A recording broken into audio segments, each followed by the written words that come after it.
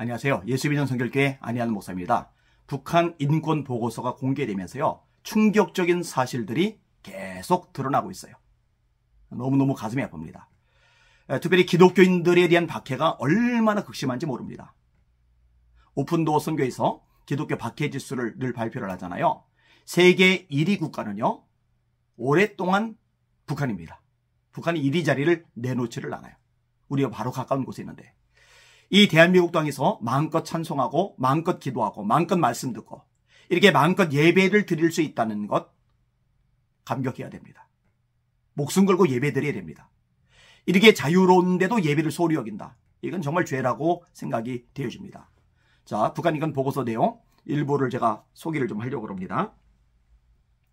2017년도 함경북도에서 한국의 기독교 단체에서 검은돌을 받았다. 이걸 이제 검은돌이라고 해요. 북한 쪽에서 하는 말이에요. 기독교 근거지를 만들어 주민을 선교했다. 이 혐의로 2명이 강제 수용소에 수감되었습니다. 그 다음에 10명은 노동교화형과 노동단련형을 받았습니다. 안타깝죠. 그 다음에 2018년도 평안남도 평성시에서 열린 18명이 된 공개재판에서도요, 끔찍한 결과들이 나왔는데, 한 명이 성경을 소지하고 있었다는 이유로 사형 선고를 받았어요. 그리고 곧바로 공개 처형당했습니다. 성경을 소지하고 있는 이유가 처형당해 죽을 이유가 되는 나라가 북한 땅입니다. 북한의 인권이 어디 있습니까? 북한의 종교의 자유가 어디 있습니까? 그런데 허무맹랑한 소리를, 죄송해요, 짓거리는 사람들이 있어요. 북한의 종교의 자유가 있다. 북한의 인권이 보장된다. 심지어요, 이 북한에 넘어가 버린 목사들 중에서도 이런 사람이 있어요. 정신 나간 거죠. 예수 믿는 사람으로 안 보입니다. 예수 믿는 사람이 어떻게 그런 말을 할 수가 있어요. 북한에 무슨 종교의 자유가 있습니까?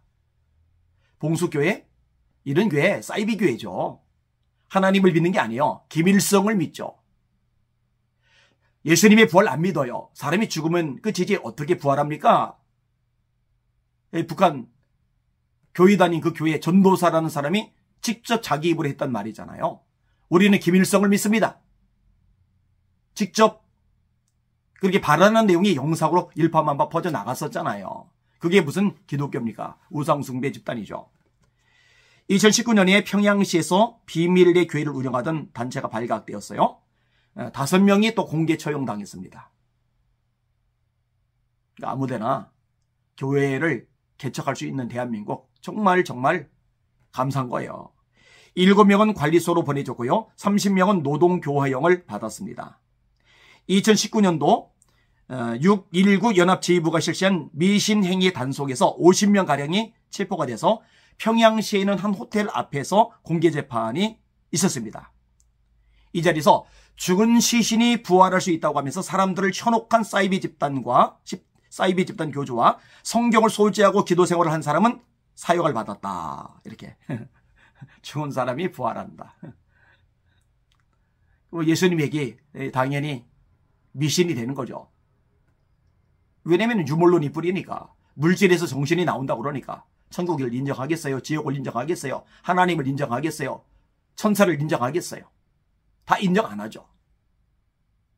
그러면서도 또 김일성은 신격화시키고, 김정일은 신격화시키고, 김정은도 신격화시키고, 이제는 4대까지 신격화시키려고 하고 있잖아요. 참 가슴 아픈 일입니다. 저희 교회에서 이제 북한 선교회가 만들어져 있어요. 그래서 이제 얼마 전에 이제 당원에서 공식적으로 통과를 시켰는데, 이제 북한에서 탈주한, 그리고 그 가운데서 신학을 공부하고 있는 신학생들 있잖아요. 그 중에 4명을 우선적으로 저희들이 후원을 해주기로 했어요. 그 다음에, 이제 물길을 통해서 북한 돕는 방법이 있잖아요. 이것도 우리가 뛰어들어서 움직이기로 했어요. 신동문 장로님이 북한 선교회 회장이신데요. 이제 내년도부터는 보다 더 이제 본격적으로 이 일을 진행해 나가려고 합니다. 저희들이 주일 예배 때 모이면은요, 한 주도 빠지지 않고 매주마다 통성으로 기도하는 내용들이 있어요. 하나님, 북한의 김정은 정권 무너지게 하여 주시옵소서. 예전에 한 분이 우리 성도가 대표 기도하는데 북한의 김정은 정권 무너지게 해달라고 기도를 하니까 그 기도 듣기 싫어서 나갔어요. 대다수는 제가 가지고 있는 생각, 제가 가르치는 이 메시지에 공감을 하고 함께 움직여주는데 때때로 그런 사람이 있어요.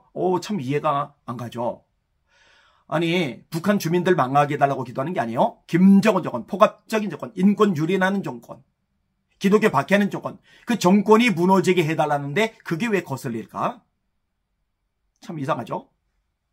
어쨌든 우리 성도들 주일날 대표 기도할 때요. 저를 따라서 같이 김정은 전 무너지게 해달라고, 교화소들 문이 열리게 해달라고, 남과 북이 복음 통일, 자유 통일되게 해달라고 이렇게 대표 기도 때마다 빠지지 않고 기도를 해요. 너무너무 귀하다고 생각합니다. 자, 다시 원점 들어서 하나님 북한이 김정은 정권 무너지게 하여 주시옵소서. 교화소들마다 문이 열려지게 하여 주시옵소서. 김일성, 김정일 동상 있는 자리마다 기도 초소들이 세워지게 하여 주시옵소서. 제가 이제 연변 안 갈 겁니다. 예전엔 갔었어요. 이제는 안 갈 거요. 갔다가 잡히면은, 그리고 북한에 북송되면은 저는 죽어요. 이면수 목사님 같은 분이야 캐나다 국적자니까 죽을 뻔한 위기에서 용케 살아 돌아오셨지만 저 같은 사람은 캐나다 국적자 아니라 대한민국 국적자이기 때문에 그냥 죽여버릴 겁니다. 그러니까 하나님께서 너 가라, 잡혀라, 그리고 순교하라 이렇게 말씀하지 않으시는 한 제가 갈 이유는 이제 없을 것 같아요. 아무튼 저 북한 불쌍한 백성들 위해서 기도 날마다 해주시길 바랍니다. 축도할 때도 기도해요. 하나님 저 북한의 불쌍한 동포들, 그들 가운데도 은혜와 평강이 있기를 간절히 축원합니다. 이렇게 해요. 빠지지 말고 북한의 불쌍한 동포들, 살아서도 지옥, 죽어서도 지옥이면 안 되잖아요. 빨리 통일되어서 복음 전해지고 그들이 예수 믿고 천국 갈 수 있도록 문이 열려야 될 거 아니겠습니까? 하나님 북한의 구원의 문을 활짝 열어주시옵소서. 같이 기도해 주시기를 주님의 이름으로 부탁을 드립니다. 날마다 주님 바라보고 주님의 이름으로 전진하며 승리합시다. 할렐루야.